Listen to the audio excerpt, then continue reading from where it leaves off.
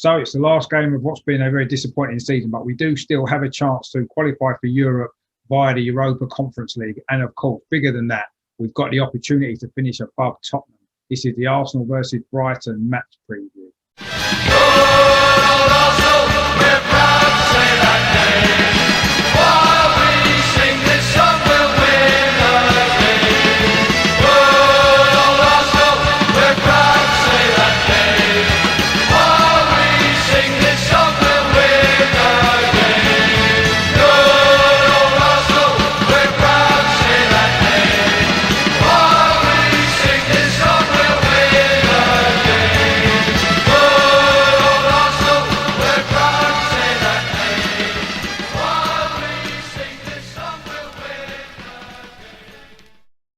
Hello, my name is Richard. Welcome back to my channel over and over and over again. In this video, I'm going to look ahead to this weekend's final Premier League game of the season at home to Brighton. I'm going to look at previous meetings. I'm going to look at current form. I'm going to predict the lineups, and finally, I'm going to give a score prediction, my last score prediction of the season. Just before I get into all that, I want to make sure that you are subscribing to my channel. If you enjoy what I do, you like some positive Arsenal content, please click on the subscribe button down in the corner there. It's completely free of charge. It does help the channel reach a wider audience. I do cover the Arsenal women and do a lot of stuff on their club history as well. If you enjoy this video, please give it a like as well. Share the content around. If you've got any comments at all to make about this particular game, whether or not you want us to be in the Europa Conference League next season or anything else to do with Arsenal, please drop me in the comments box below, as I do love to hear from you guys as well.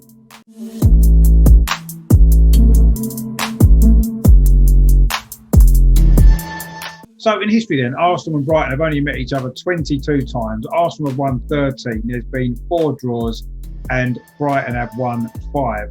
So Arsenal's first ever meeting with Brighton occurred in January 1935. It was in the 3rd round of the FA Cup. Arsenal won 2-0 at the Goldstone Ground. The first league meeting was not until August 1979. It was Brighton's first ever match in the top flight, and Arsenal won 4-0 the game at the Goldstone Ground.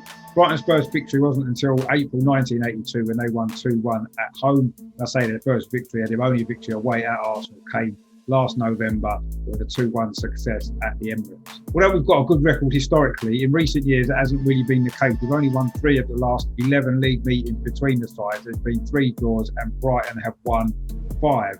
But we've had no wins at all in our last 2 matches at the Emirates. There's been 1 draw, and of course last season Brighton did win 2-1. In fact, Brighton failed to score on their first 5 visits to Arsenal. They only scored 1 in their first 7. And in fact, in history, they've only scored 4 times away at Arsenal. 2 of them came, of course, last season.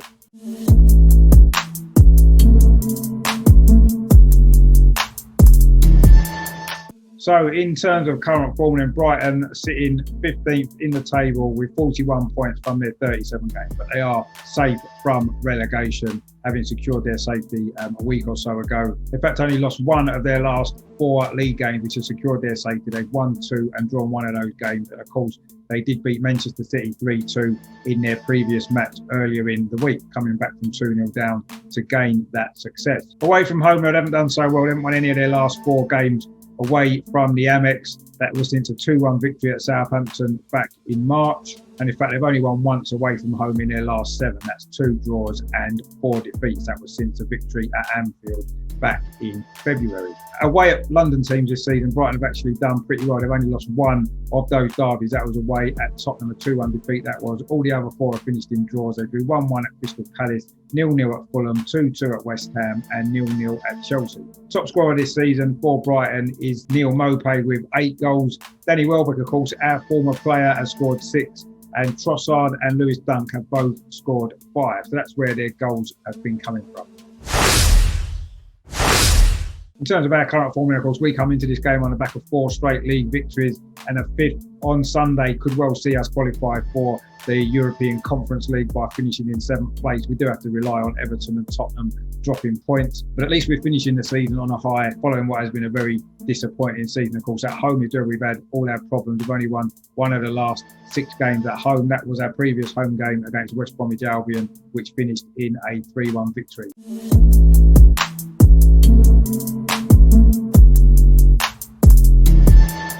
In terms of lineup, then the way Brighton started their game against Manchester City, it was Sanchez in goal. Their back 3 was White, Webster, and Byrne. Although of course Lewis Dunk as well is featured quite often in their defence. In midfield, they had Moder, Bissouma, Gross, Alzate and Jahanbach. And up front, it was McAllister and Danny Welbeck. Also, other options in midfield. Lamptey can play as a wing-back, but I think he's injured at the moment. He's out for the season. Proper as well can play in midfield. Adam Lallana has been featuring a bit this season, and Trossard as well been getting amongst the goals. And up front, Neil Maupay is still suspended, so we won't be facing him on Sunday. And Connolly as well is their other option up front. So that's Brighton's predicted lineup. In terms of our team, I'm not expecting too many changes from the midweek win at Crystal Palace. I think Bernd Leno will again start in goal. I think the back four will be Chambers, Holding, Gabriel and Tierney. Xhaka looks as though he's fit, so I think he'll come back into the midfield alongside Thomas Partey. I think the number 10 position may well be Martin Odegaard in this game. I think Smith Rowe might drop out. I think Martinelli may well get a start on the left-hand side. I think Pepe may well keep his place on the right following his 2 goals against Crystal Palace. And I think Aubameyang will start through the middle. I think Saka and Smith Rowe, as I say, I think they may be rested for this game. I'm hoping to see a few of the other youngsters on the bench as well, maybe Aziz and Balogun. But they're the lineup I'm expecting for this match.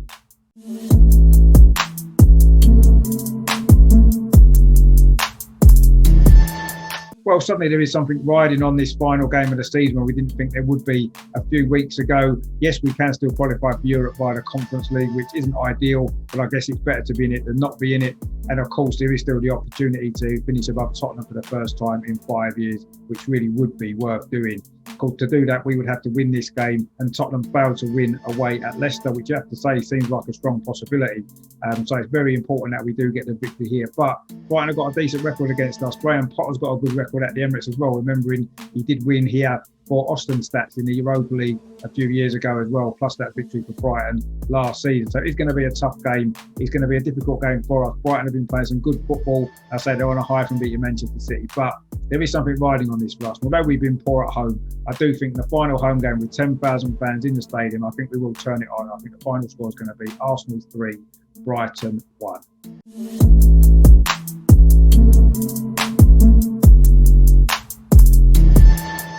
So it's been a very disappointing season, hasn't it? There's no getting away from that fact. We really haven't performed as well as we should have done.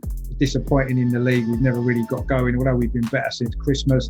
And in the domestic cups, we didn't go very far at all. Very disappointing defeats there. And of course, in the Europa League, we failed at the semi-final stage when really we should have done more to get through to the final, and maybe we could have kept alive our chance of playing in the Champions League. So it has been a disappointing campaign, but let's see if we can finish on a high. 5 league wins in a row to take into next season is a positive, and obviously finishing above Tottenham would be a positive as well. But to do that, we need to win this game and go out on a high.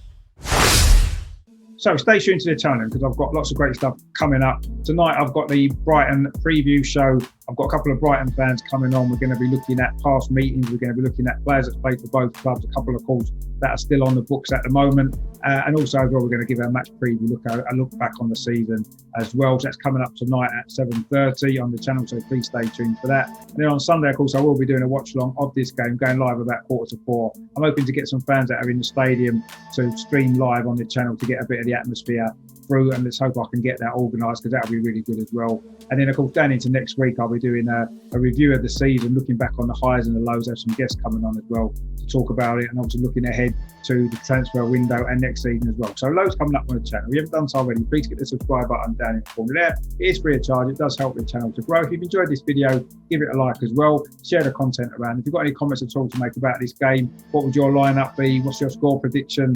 How do you feel the season's gone overall? Are you looking forward to the break? I certainly am.